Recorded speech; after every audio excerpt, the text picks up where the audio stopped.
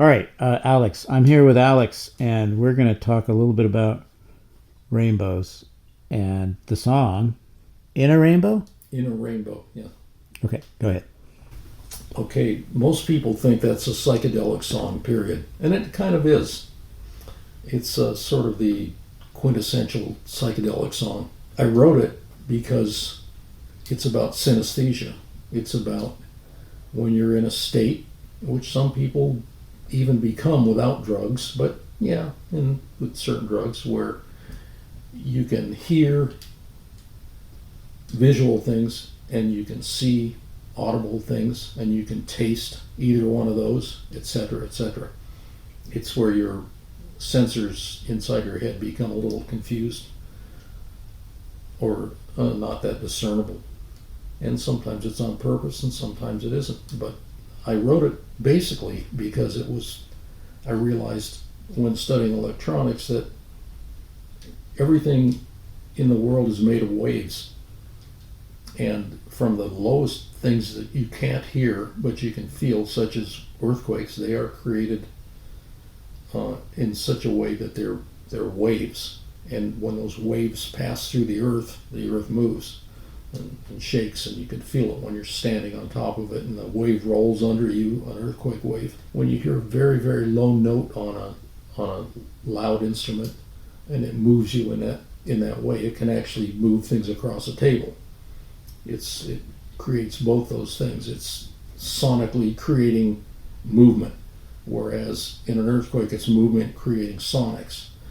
But you keep graduating those waves to higher and higher frequencies, and you get higher and higher notes, and then pretty soon you start going into the range where you can't hear them anymore. And then pretty soon you start seeing them because they are still waves.